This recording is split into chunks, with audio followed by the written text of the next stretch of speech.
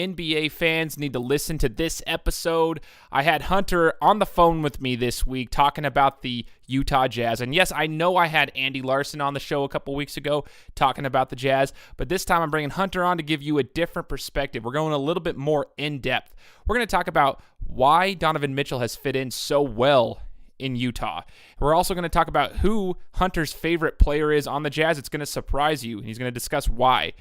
Even later in the episode, we're going to talk about the Boston Celtics. So we're getting into a deeper discussion of the NBA, whether or not the Celtics can actually take out the Cleveland Cavaliers in a 7-game series. Hunter's going to be breaking it down for you today on the Game Time Guru. So, what time is it? Game time! Woo!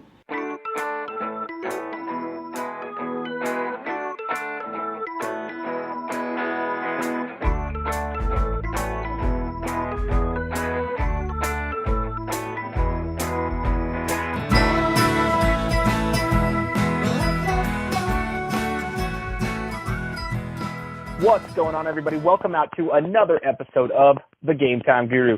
Now, today is a special day because I'm joined by Hunter from Sports Take, and he's going to be joining me for a discussion on the Utah Jazz as well as the NBA.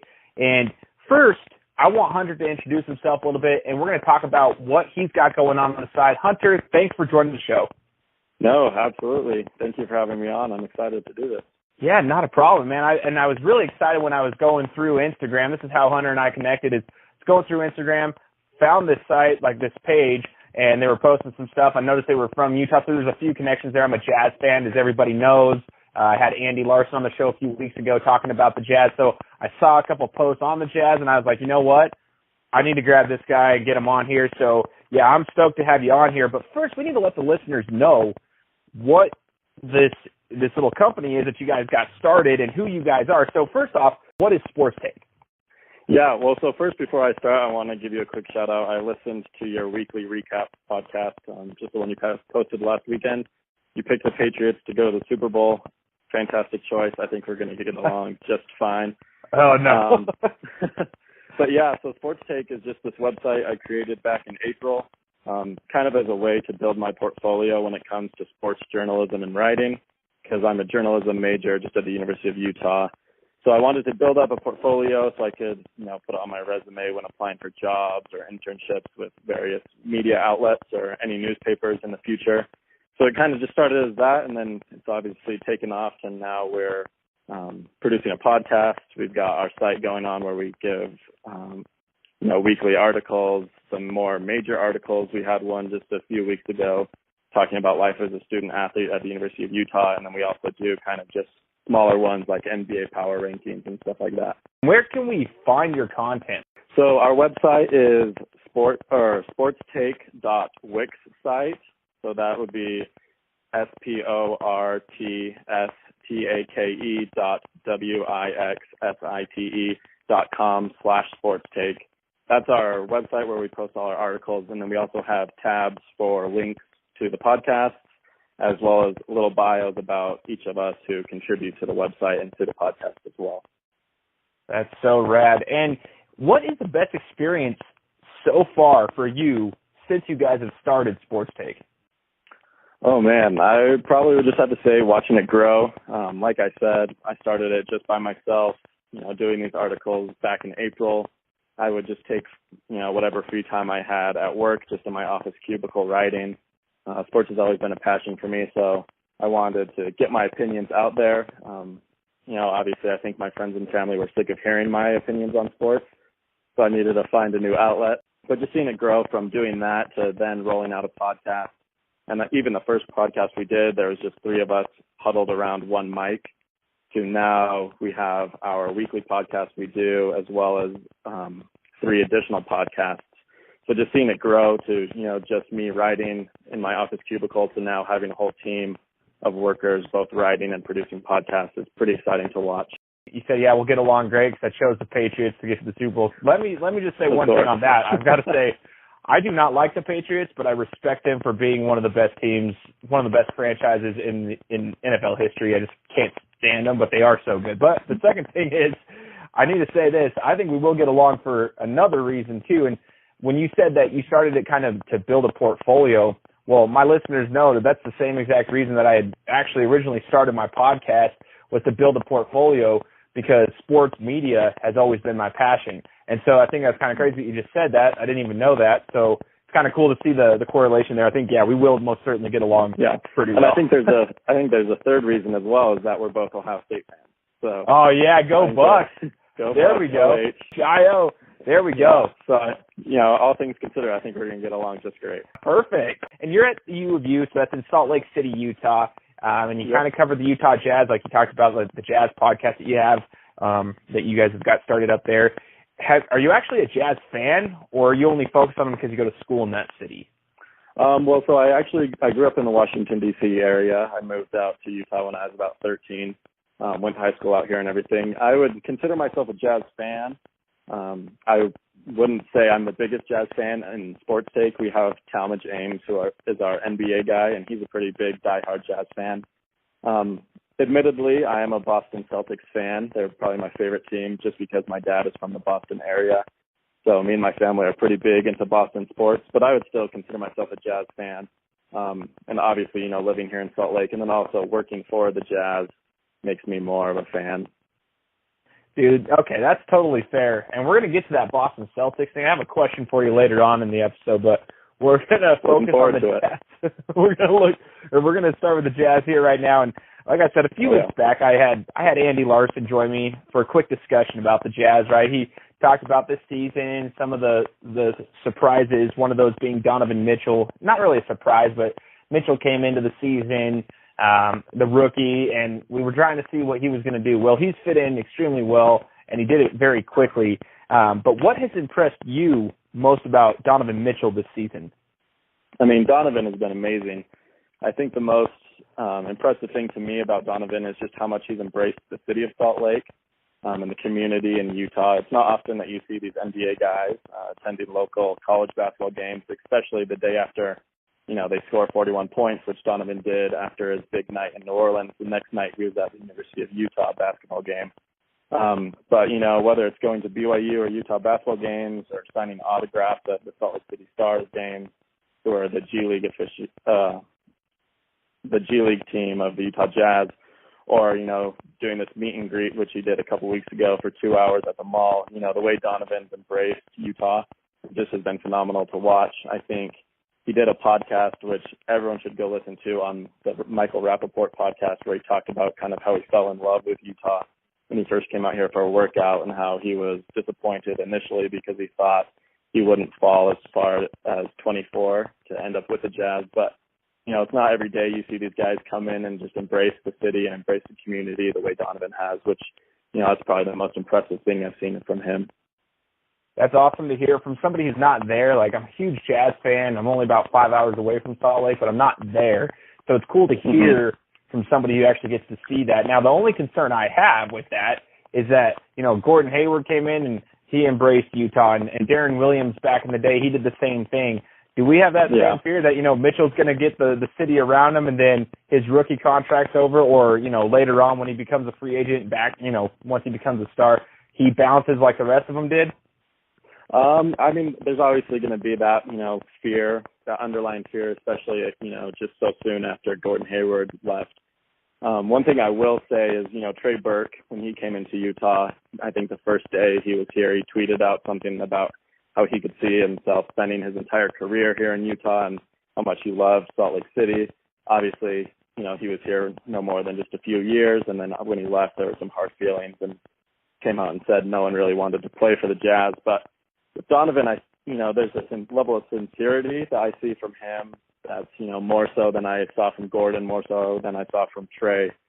Donovan's out here, being able to interact with him and just kind of, seeing behind the scenes stuff. Donovan's out here taking kids from the sideline and bringing them on court to shoot around. There was a game towards the beginning of the season where most people weren't able to see this, but in, a half an hour or so after the game, when Donovan had already showered and was out of the locker room, he went out and was shooting around on the court with some fans and with some younger kids. So I think there's a level of sincerity that Donovan shows that, has been unmatched from any other player I've seen in recent years. But obviously, with a guy like Gordon leaving after Jazz fans thought that he was going to stay, it's going to sting a little bit, and there's still going to be that underlying fear that he's going to leave. But everything I've seen so far from Donovan, points to the fact that he really loved Utah and has embraced the city. Well, you just gave me a little bit of hope, so that's good then. What is the What is the biggest area of improvement? That you can see in Mitchell. Like, what he's great. We see he's this amazing athlete. He's killing it on the court. But what's the biggest area of improvement for Mitchell so far that you see? I think it's just his command of the offense. It's improved drastically since the beginning of the season. I think, if you were to go back 2 months, there's no way Quinn Snyder has him taking a game-winning shot. Early on, in October or the beginning of November, that just wouldn't have been a thought. Most of those shots would have gone to guys like Rodney Hood, Derek Favors, Joe Johnson. But, the fact that Quinn Snyder had the confidence in him just a couple of nights ago in Miami to give Donovan the ball with 3 seconds left down by 1. Obviously, it didn't work out well. He missed the shot. The Jazz lost a tough one. But, that confidence Quinn Snyder has in him. And also just you see these stats improve. By the end of October, Donovan was scoring 9 points per game and shooting below 30% from 3. And now here we are almost halfway through the season, and Donovan is, doubled that to now 18 points per game and 35% from 3. And also, I think the ability of Donovan to be able to pass the ball, I think his court vision is fantastic. I think, this is not a common opinion, but I think Donovan Mitchell is just as every bit as talented as a passer as Ben Simmons is. Obviously, Simmons is a pass-first guy and is a point guard, while Mitchell is more of a shoot-first guy. But I wouldn't be surprised to see Mitchell replace Rubio as the starting point guard in the next month or so. A lot of that depends on the play of Rodney Hood and if Hood is able to return to the starting lineup and if they can plug him in there at the 2.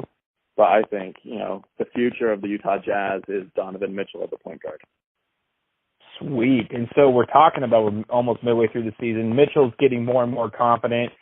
You could see this. You're making a prediction that, he could be, taking over that point guard role moving forward. We never know, but it's possible. Yeah. What do you see happening with the Jazz this season? Do you see us being a playoff team sneaking into the 7-8 seed, or do you think this is just more of our building up season and then looking forward to the future? What's your thoughts? I want to say they're a playoff team. I really do. I think it's going to be a tough uphill battle for the Jazz. I'm not saying that they're out of it just yet, but they definitely face, a tough road ahead, especially after going 3-17 on the road to start this year and then losing 8 of their last 10 games doesn't help one bit when you're trying to catch New Orleans for that 8th seed. I think we'll have to see with the return of Rudy Gobert, hopefully in the next few weeks or so. I think that will be big to help them out in the Western Conference standings. But, the way the Western Conference looks now, you got Golden State at 1, 2 is Houston, 3 is the Spurs, Minnesota's at 4, OKC's at 5, the Trailblazers are at 6, Denver's the 7th seed, and New Orleans is there hanging on in the 8th seed with the Clippers catching up. Like I said, it's not impossible, but I have a hard time looking at those standings and finding a team that the Jazz can catch and possibly replace there in the playoffs. Barring some sort of injury to a guy like Damian Lillard or Jokic from the Nuggets. I think unless one of those guys, a key member of the lower-seeded playoff teams, gets hurt and misses significant time, it'll be hard for the Jazz to make their way into the playoffs. That's what I'm thinking, too. If I'm being a realist, this is more of that season to kind of feel everything out and see who we want and who we don't want and who we want to build around. It seems like we have that foundation. I also think, after speaking with Andy Larson a few weeks ago, too, I don't think we're going to be keeping Rubio. I don't think he's in our long-term plans, unfortunately, but at the same time, I think we could build around it. I think Mitchell and Gobert gives Utah that glamour, so maybe a free agent or somebody will want to come here and play. So in the next 5 years, do you see us being in the top 4 or 5 teams in the West? I think it's definitely possible. Like you were saying, I think a lot of it depends on, what the Jazz do with these Derek Favors and Rodney Hood contracts. This is the last year of their deals. Ricky Rubio as well. That was, that Rubio trade with Minnesota was obviously to help the Jazz chance of re-signing Gordon Hayward. which obviously didn't happen, and you've seen Rubio's role diminish as the season goes on. But this, depends on what they do with guys like Derek Favors, Rodney Hood, Alec Burks will be a free agent, not this year, but next year. Seeing what they do with those guys, I think, like you were saying, Donovan will be an excellent building block. I think this year will mostly be spent towards kind of feeling him out, seeing what he's doing, and then also developing him. And Gobert, obviously, is a defensive stud. I think any offensive player will be lucky to be able to play with him and wants a guy like Gobert on their team. So I think Utah, especially with these relationships Donovan has built with guys like Westbrook and LeBron and Wade, not saying any of those guys are going to be signing with the Jazz anytime soon, but Mitchell's obviously a guy who's well respected around the league, which should definitely help the Jazz's chance of being able to sign a more marquee free agent than they've been able to do in recent memory. Oh, see, here we go. This is why I'm glad to have you on here. Again, you're giving me hope for the future. So that's what I'm here to do. Yeah. The hope you need. My whole life has come been true, but no, it will, right? That's what happens. Like LeVar Ball says, you just got to speak it into existence. There we go. That's exactly what it is, because he's the one we want to listen to. Yeah. So many players, they've been quoted saying that, Utah is one of the toughest places to play because of the fans. Like, a lot of players have said that over the course of time, right? And last year, to me, it really felt like basketball was back in Utah with the playoff run and everything like that. And I finally got to go to a few games again. Like, I got to go see them play the Clippers Game 3. I got to see them lose to the Warriors Game 4. But it was still an amazing electric atmosphere. I want to know what your thoughts are, though. How's the atmosphere for the fans this season? Oh, Jazz fans are great. They're, if not the best fans. I think, as far as fans go, I think Boston has a great fan base. The Trailblazers up in Portland have fantastic fans, and Utah's got to be, top 5 fan bases in the NBA. Just the way they show out, it's been a fantastic atmosphere here in Salt Lake. A large majority of that is due to the fact that Donovan Mitchell has hands down been the most exciting player, not only I think on this year's Jazz team, but I think Donovan has been the most exciting player since Darren Williams in the early 2000s. This guy has a SportsCenter top 10 dunk nearly every game.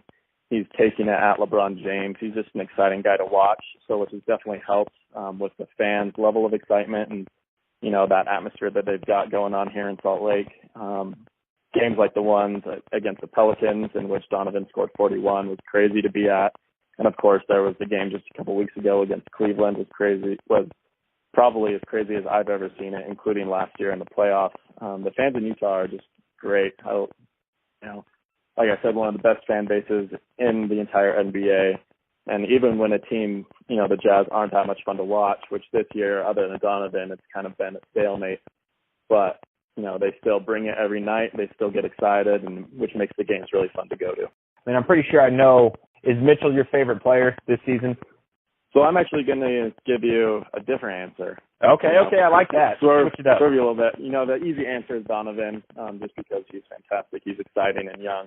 But besides that, if I'm going deeper down, my favorite Jazz guy this year is actually Thabo Sefolosha. He's kind of been a Swiss Army knife player for the Jazz, and for any listeners who don't know what that means, it's just Tabo's just done it all for Utah. And I don't think he gets recognized enough for what he's been able to do with the Jazz, considering he's averaging a career high in points this season. Also, with the Jazz, he's been shooting well from 3, and he is playing the most efficient basketball that he's ever played. And when you look at the numbers, the Jazz are actually plus 1.5 when Thabo Sefolosha is on the court, which isn't great. But it's good, especially when you compare it to guys like Rodney Hood, who has a plus minus of negative 2.4, or Alec Burks, who has a negative 2.2. So I think Thabo Sefolosha, he's kind of, been all over the court. He defended LeBron when LeBron went for that game-tying layup just a couple weeks ago. And just the attitude that he's had, because he doesn't play, regular minutes. There will be some games where he's a starter, and the next game he won't play at all. So just the attitude and the positivity that Sefolosha's brought to the team, as well as his on-court contributions, probably, other than Mitchell, is my favorite Jazz man this year. He's always been one of those, journeymen. He goes to a team, he plays well every time he's on a team. He's always been consistent. I mean, there's never really been a time where he's been terrible. He's always been consistent. He kind of reminds me of okay, this is going to be a terrible comparison, but Matt Barnes was also a journeyman. Granted, he was a troublemaker and everything like that, but he wasn't too fond of Utah. Right? Yeah, but Cephalosha, I was excited when they decided to sign him, but I'm just excited how well he's fit with this team. Yeah, and I think the Jazz have kind of found their niche when it comes to signing free agents. Like we talked about earlier, the Jazz, have never really been able to grab, a big name free agent. But I think finding these journeymen, guys like Joe Johnson, guys like Jonas Jerebko, guys like Thabo Cephalosha in recent years, has really kind of been Utah's thing where they just bring in these veterans who can come in and do what they need to do to be able to win. I'll be interested to see, what they do this offseason and if they can bring any guys like that in again. But it's definitely been fun to watch these guys come in and contribute. Right. That's cool. The ownership, that speaks to how well they are as an ownership, and that they're able to land those guys and they can come in and contribute pretty much immediately. That's pretty cool because you can't always do that. Not every team gets that opportunity and has that ability to find those guys. My question for you is from a fan's perspective. Like, you've been around the game a lot. You've been there. If you had to trade any player right now, if you think, if we could trade one guy away and maybe get a package deal to help the Jazz make that push for the 8th seed, who would you be trading? So I got to be careful here as an employee of the Jazz. Instead, how about I give you a guy that I actually think Utah should go after and trade for? Let's do that. Let's do that. All right. That's safe. That's a safe way to do it. Yeah, I don't want to get in trouble with my bosses. So, but one guy I think that the Jazz should take a long look at is Justice Winslow from Miami. Right now, the Heat have made no indication that Justice Winslow is available in any trade talks or anything like that. But I think, the Jazz should look at trying to get a trade done for him. He's only averaging 22 minutes a game in Miami, and has kind of been ostracized in that Heat system and in their offense. Winslow is not necessarily known as a great shooter, but this season he's actually averaging 39% from three, which, to give you an idea, is better than Donovan Mitchell, Alec Burks, Thabo Cephalosha, and Joe Johnson. So I think in Utah's system, with a coach like Quinn Snyder, who's well known for getting the most out of all of his players, and for being able to create a system in which players can thrive, I think that would be a tremendous fit for a guy like Winslow. Now, of course, to make that deal happen, Utah would probably have to give up a guy like Alec Burks or Rodney Hood to free up some minutes in that wing position, because the Jazz don't want to get into a log jam at the small forward position. But I think a guy like Justice Winslow would be great to bring in. He's young, he's super athletic, and pair him with Donovan Mitchell and just see what those two can do. If, at the very least, they'll make some pretty exciting dunks. And I also think Jordan Clarkson, who, according to Adrian Wojnarowski from ESPN, is available from the Lakers, I think would be another great guy to bring in. The Jazz need some shooting from their point guard position. Rubio obviously hasn't cut it. So I think Jordan Clarkson would be an interesting guy to keep a look at. There's also obviously that Nikola Mirotic trade talks from the Chicago Bulls. He's interested in joining the Jazz. The Jazz are interested in going after him. But there's a few things that would have to happen in order for that to work. Those are a couple guys I think would be worth keeping their eye on and Jazz fans to take a look at. I always thought of Winslow when he came out for the NBA draft, and he didn't really have a stellar college career. He had a stellar NCAA tournament, and that was when he really, he didn't really do anything throughout the season that was, jaw-dropping, but then he had a great run in the tournament, and I thought he was in a perfect system for him when he got to the Heat, and I thought he was going to fit in really well. I always thought of him as one of those athletic guys that he was very raw. I thought he had the potential to become something. So, like you said, the Jazz system, Snyder gets he gets the best out of his players. And I think that would be awesome, very interesting. And then Clarkson, man, like you said, Rubio's not cutting it from a scoring standpoint. What sucks is we went from George Hill, who could actually put up 20 points when you wanted to any given night, to, statistically speaking, the worst shooting point guard in the NBA last year, I should say. But it was kind of we traded big time on that one. That was a complete 180. So it'd be cool to have a little bit of scoring at that position again. I'm totally with you there. Winslow, I think, like you were saying, he's a very raw as far as talent-wise goes, but he's got, all the upside in the world. He's uber athletic. It's not a knock on Eric Spoelstra by any means. He's a fantastic coach. And but kind of, in that Miami setting, they've got guys like Hassan Whiteside, James Johnson, and Dion Waiters, which are pretty, not ball dominant, although Waiters is ball dominant, but, just out in the public image, they're very dominant personalities. And so I think Winslow kind of got lost in in the locker room and just on the offense. And so I think, moving over to Utah with Quinn Snyder, where the guys are kind of more about come in, do their job, I think Quinn would definitely be able to utilize Winslow and utilize his talents. And then, like you said, Rubio, definitely not cutting it. And the problem with Rubio is playing with him, with Gobert and Favors, is now you have three guys on the court who can't shoot, which then, of course, allows teams to crowd the paint, and then you just got Donovan out there taking threes. So if they can find a scoring point guard, and I think Clarkson might be it, it might be worth it for Dennis Lindsay to take a look at those guys. You heard it here first, Hunter from Sports Take. There you go. All right. Jumping into the next segment, just wanted to talk about this. I know you weren't like a major Jazz fan. You said you were a Celtics fan, which again we're going to get to in a second. I got a question about the Celtics, but I want to know what your favorite Jazz memory is. Maybe it might even be within the last year or two since you've been working with them, or maybe you have a childhood memory of them. I want to know what your favorite Jazz memory is. So the first one I have two memories. The first one might not be your fondest memory, but it's actually when Baron Davis put Andre Karolinko on a poster. Yeah. An image which still hangs in, I think, the Warriors practice facilities. But, that's still to this day one of my favorite basketball plays of all time. It was exciting, and just kind of the swagger Baron Davis had about him was pretty epic. So that one is probably not the fondest memory in Jazz fans' hearts, but I will give you a good one, which is Sundiata Gaines when he hit that buzzer beater to beat Cleveland in 2010. That was a pretty crazy game, especially when I started to see people wearing Sundiata Gaines jerseys around Salt Lake. With one shot, you can become an instant Jazz legend. And what makes that even greater is the fact that LeBron has only won one in Utah since that shot. Man, and I have a comment on both of those memories. See, so the listeners who are actually listening to this episode, Hunter and I did not discuss this beforehand, what his memories were, just so we know that. Like, did I ask you, beforehand, and did you tell me beforehand what those memories were?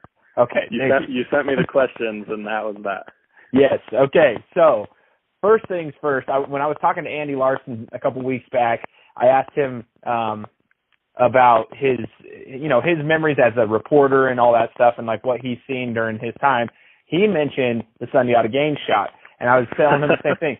The Sundiata Gaines shot, what's crazy about that is that was literally the day before I came home. I served a mission for my church, and my listeners probably know by now, and I was in Brazil, and I was at the mission office, and they were allowing us to look at the internet that day because I was coming home the next day.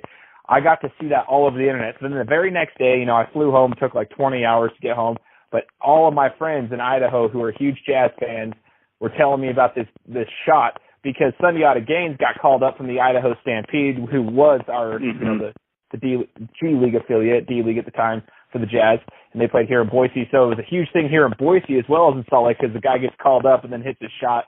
Crazy, because I just remember that like it was yesterday.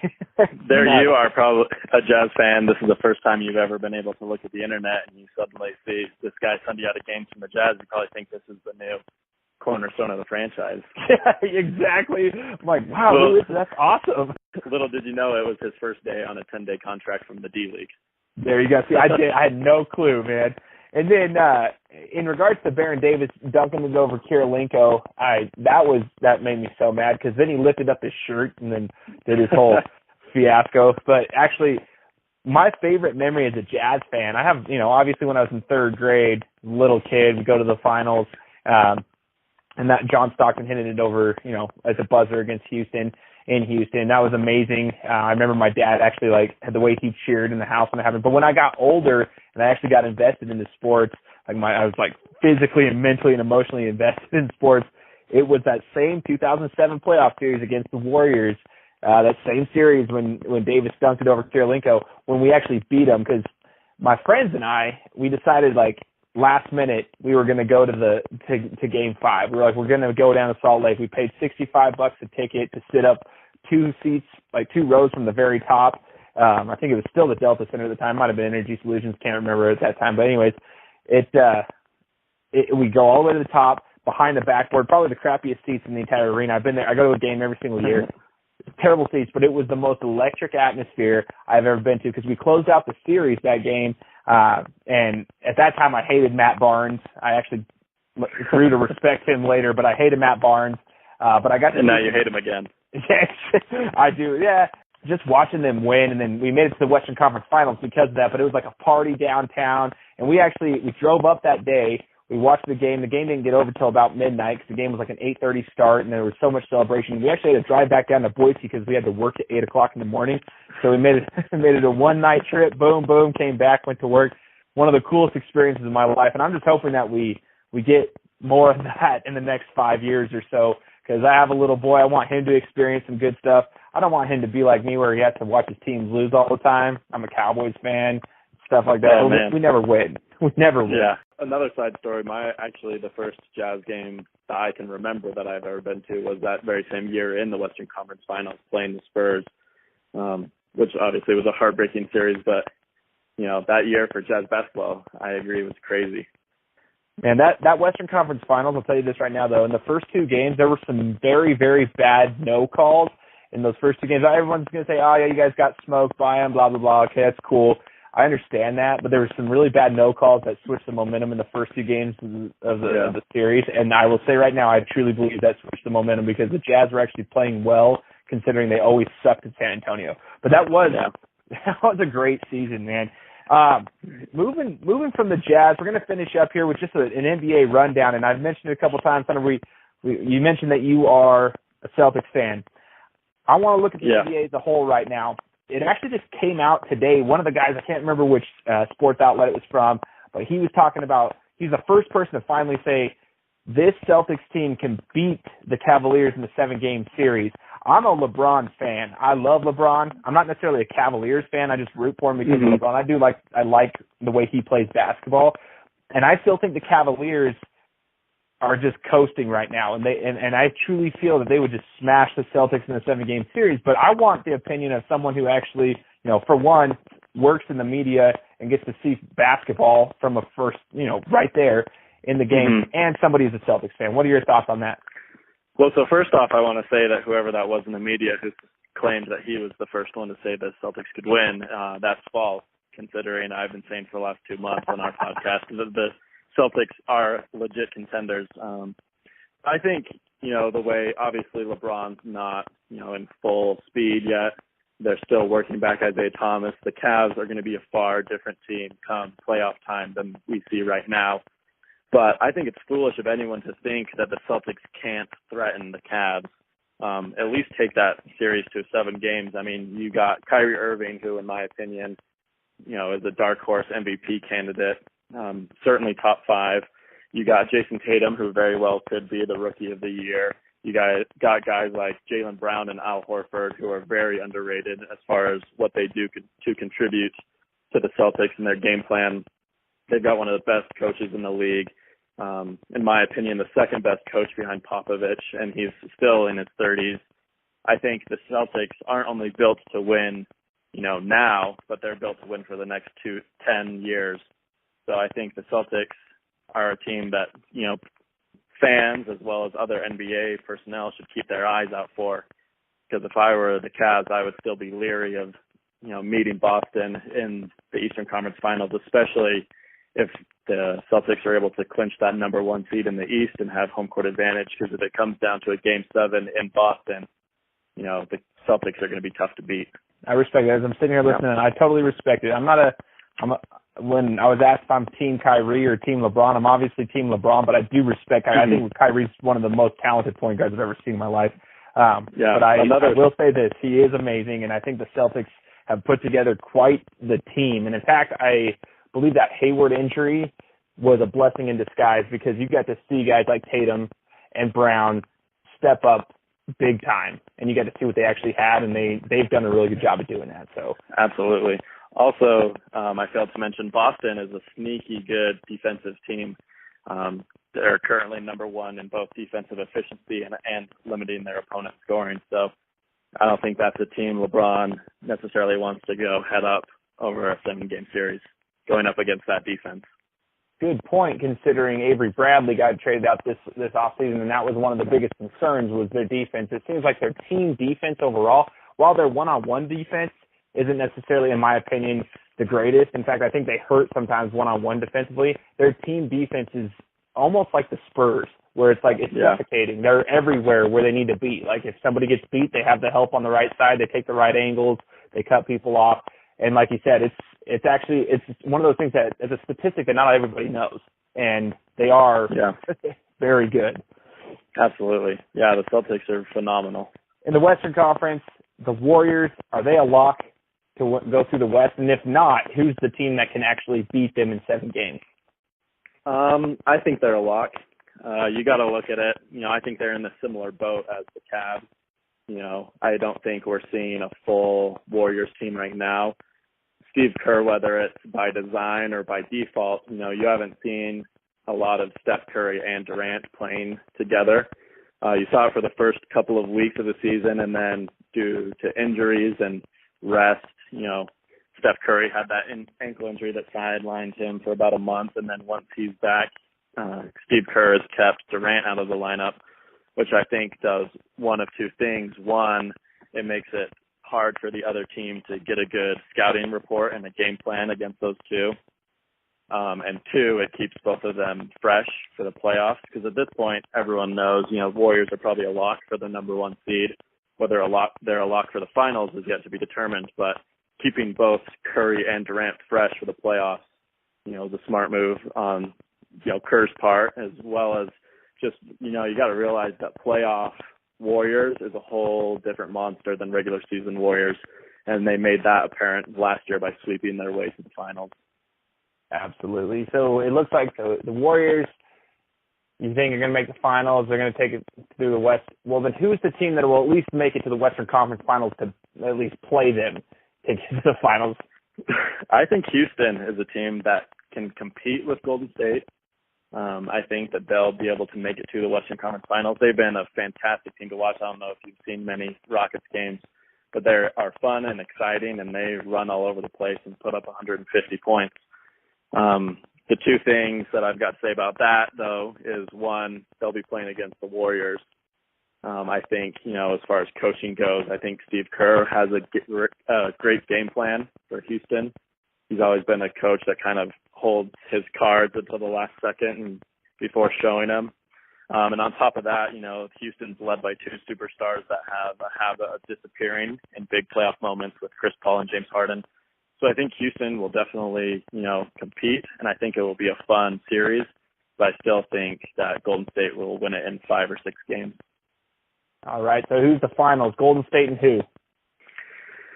As much as I want to say Boston, I just can't doubt LeBron until he gives me any reason to doubt him. So I'm going to say that it's going to be Golden State versus Cleveland. I think Golden State still wins it in 5 games. I think it'll be a similar series to last year. But look out for Boston. I got to give a shameless plug here to the Celtics. I think, next year and the next few years, Boston might be the team that starts to consistently come out of the East and challenge the Warriors. Solid deal, man. And before we sign off, I kind of want to see what you got to say here. Paul George, where does he end up next season? Oh, Lakers, 100%. Okay, fair enough. We're gonna and do the Lakers actually bring in anybody to actually compete, or is that the only guy they bring in? No. Paul George will go to the Lakers, and he'll quickly realize it's a lonely team out there in L.A. when you've got, himself on the Lakers and they're winning 20 games and everyone else around you is a rookie, and LeVar Ball's out there criticizing your coach and criticizing you probably. I don't buy into the LeBron to LA talk. Fair enough. I don't either. So I think I'm right with you. Paul George going to LA. And for all the listeners out there, I hope you enjoyed this episode. Hunter, thank you for joining me, man. I appreciate it. It's been a fun discussion. Thank you. Not a problem, dude. And if you guys want to go check out Hunter Stuff Sports Take, I'm going to put the link down here in the description here on the podcast. And you guys want to check his stuff out. It's going to be awesome. Him and his whole crew, they're going to be building this up job, Hunter, and I appreciate you, man. And for all my listeners, we'll talk to you next week. Thank you so much for listening to this episode. Before you leave, please head on over to iTunes and leave me a review. I would greatly appreciate it because it helps me out a ton. Thanks, guys. Appreciate the support.